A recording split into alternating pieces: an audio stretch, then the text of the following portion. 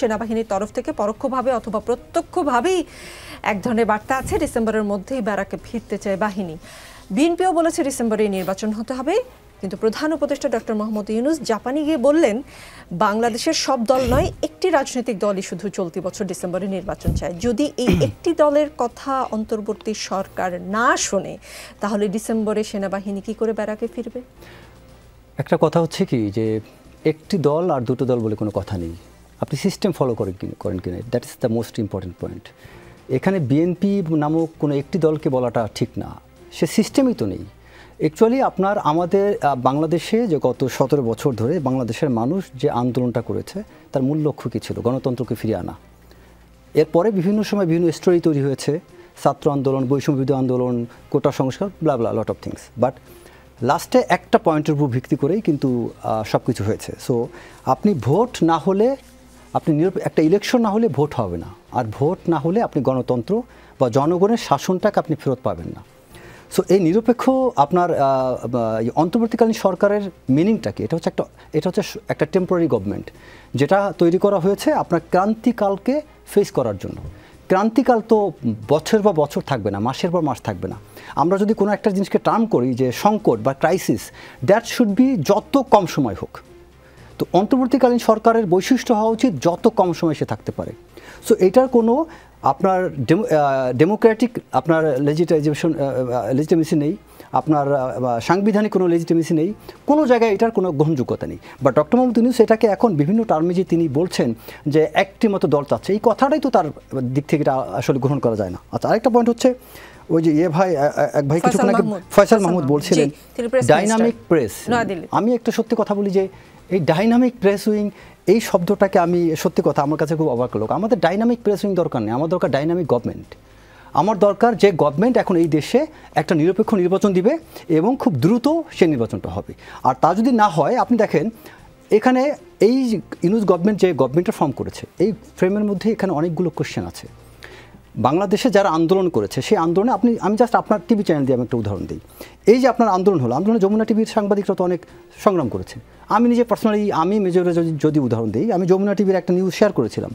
So আমাকে DJ ভাই থেকে প্রেশার দিয়ে সেই নিউজটা আমাকে রিমুভ করতে বাধ্য করেছিল।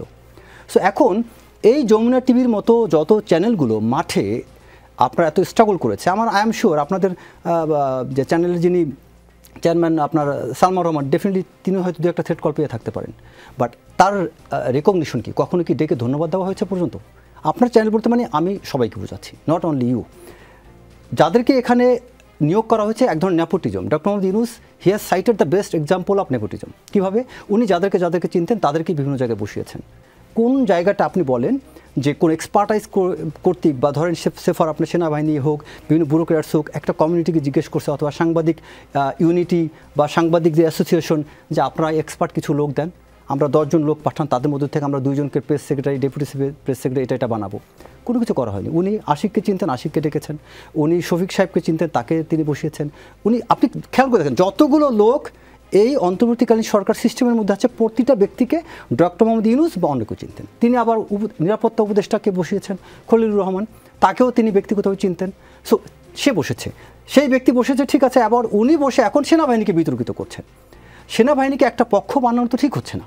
সেনাবাহিনী একটা সিম্পল, একটা সিঙ্গেল মোটা দাগে একটা লাইনের উপর তার কথা, সেটা হচ্ছে কি যে আপনারা তাতে ইলেকশন করেন, আমাদেরকে ব্যারাকে ফেরত যেতে দেন। কারণ সেনাবাহিনীর প্রাইমারি রোলটা এখানে আঘাতগ্রস্ত হচ্ছে। আমি ব্যাঘাত না, আঘাত শব্দটা বলেছি। কিভাবে? সেনাবাহিনীর রেগুলারলি বছরে 4টা ট্রেনিং মাস্ট করতে হয়, স্পেশাল ইনফ্যান্ট্রি ব্যাটালিয়ন, আপনার engineering core, artillery core and armoured core, এই কয়েকটা করে মাস্ট বছরে ট্রুপসদেরকে 4টা ট্রেনিং করাইতে হয়। সেই ট্রেনিংয়ের একটা ট্রেনিং হচ্ছে না। শীতকালীন একটা মহড়া হয়, গ্রীষ্মকালীন একটা মহড়া হয়। আমার 2টা মহড়ার একটা মহড়া আমি করছি না। এই মহড়া কেন করা হয়? ট্রেনিংয়ের রিফ্লেকশনটা আপনার মহড়াতে হয়। সো আমার ট্রেনিংও নেই, রিফ্লেকশনও নেই। সো এই জন্য একটুখানি এই যে এখন সেনাপ্রধান বক্তব্যটা দিয়েছেন যে তাড়াতাড়ি আপনার ইলেকশন করেন, আমরা আর্মিকে ব্যারাকে নেব, কারণ ইলেকশন শেষ না হলে আমরা ব্যারাকে ফেরত নিতে পারবো না। এই কথাটা হয়তো উনি আর্মির ভাষায় বলেছেন, সেটাকে এই যে ফুয়াদ থেকে শুরু করে বিভিন্ন জনে উনি এটা বলার কে, উনি এটা করার কে। আচ্ছা, উনি এটা করার কে? তাহলে তুমি যখন সরকার এই শেখ হাসিনাকে যখন পতন হইলো, তোমার সরকার যখন এখানে তৈরি হয়েছে তখন তো সেনাবাহিনীর হস্তক্ষেপ ছিল। 3 জন ব্যক্তি এটা হস্তক্ষেপের সাথে জড়িত, বাংলাদেশের জাতির জানা দরকার আছে। তখন সেনাপ্রধান, অ্যাডজুটেন্ট জেনারেল, বাংলাদেশের সামরিক সচিব, এই 3টা ব্যক্তি, কারণ তখন 43 ব্রিগেড কমান্ডার তিনি তখন এই আওয়ামী লীগের ফ্যাসিস্টের অন্তর্ভুক্ত ছিলেন। 14 ব্রিগেড কমান্ডার আওয়ামী লীগের অন্তর্ভুক্ত ছিলেন, general lieutenant general Mujib Awami লীগের অন্তর্ভুক্ত ছিলেন, সমস্ত লোকগুলো আওয়ামী লীগের হয়ে কাজ করছে। তখন এই 3টা ব্যক্তি, অ্যাডজুটেন্ট জেনারেল জেনারেল মাসুদ, দেন আপনার military secretary general Mushfiq and general Wakuruzzaman, এই 3 ব্যক্তি তখন সাহস নিয়ে অ্যান্ড 9 ডিবির জিওসি, আমি এটা আপনাকে কী বলবো যে দায়িত্ব নিয়ে বলছি, ওই মুহূর্তে তখন অ্যাডজুটেন্ট জেনারেল তিনি 9 ডিবির জিওসিকে নিয়ে সেনাপ্রধানের কাছে গিয়েছিলেন যে স্যার এই 3 তারিখের আগের ঘটনা, যে স্যার এই সিচুয়েশন খুব খারাপ দিকে যাচ্ছে, আমরা কী করব, আমাদের মনে হয় এইভাবে সম্ভব না। এই গুলি বন্ধ হয় যখন 9 ডিবির জিওসি, 9ম পদাতিক ডিভিশনের জিওসি এবং যখন অ্যাডজুটেন্ট জেনারেল যে বলে সেনাপ্রধানকে, তখন সেনাপ্রধান বলে নো ফায়ার। এই যে ডিসিশনটা কোথা থেকে আসছিল, তখন তো বলেনি তার রাজনৈতিক ডিসিশন, কারণ এটা তো পলিটিক্যালি, আপনি পলিটিক্যাল সিস্টেমের মধ্যে আপনার ইনফ্লুয়েন্স, আপনার ইন্টারফেয়ারেন্স সব কিছু হচ্ছে, সেখানে আপনি কথা বলেন নাই, কিন্তু এখন বলছেন উনি রাজনৈতিক বক্তব্য দিচ্ছেন কেন, তার এখতিয়ার নেই। জি, বাহিনীর কি কোনো প্ল্যান বি আছে? কেননা যেভাবে করে বাহিনী ডিসেম্বরে ব্যারাকে ফিরতে চাচ্ছে, আজকে প্রধান উপদেষ্টা যে কথাটি বললেন যে একটি দল আসলে নির্বাচন চায় ডিসেম্বরে, যদি ডিসেম্বরে নির্বাচন না হয় আরো 6 মাস পিছিয়ে যায়, তাহলে কি? আমি আপনাকে প্রথমত হচ্ছে বাংলাদেশ সেনাবাহিনী কোনো পলিটিক্যাল পার্টি না, বাংলাদেশ সেনাবাহিনী কখনো কোনো প্ল্যান বি সি নেই। বাংলাদেশ সেনাবাহিনী একটা সিস্টেমের উপর চলে, বাংলাদেশ না ওয়ার্ল্ডের সমস্ত সেনাবাহিনীর জন্যই একটা সিস্টেম দাঁড় করানো আছে, ওই সিস্টেমটা তারা ফলো করে। প্ল্যান বি সি এটা হবে পলিটিক্যাল পার্টির জন্য। আর হ্যাঁ, সেনাবাহিনীতে একটা জিনিস আছে, যখন শত্রুর সাথে, সেটা হচ্ছে যদি আপনার দেশের বাইরে বহির্শত্রুর থেকে যখন যুদ্ধ করে, তখন তারা course of action 1, course of action 2, course of action 3, এটাকে আমরা বলি কন্টিনজেন্সি প্ল্যান, সেটা করি আমরা শত্রু দেশের জন্য, not for internal affairs. So এই জায়গাটায় প্ল্যান বি বলে কোনো কথা নেই। সিম্পল একটা কথা হচ্ছে, তুমি যদি এই সময় মধ্যে ইলেকশন না দাও, সেক্ষেত্রে সেনাবাহিনী তারা এটাকে পারসিভ করতে পারে যে সেক্ষেত্রে তারা সরকারকে হয়তো বলতে বাধ্য হবে যে আপনারা ইলেকশন না দেন, আমাদের সেনাবাহিনী ব্যারাকে ফেরত যেতে হবে।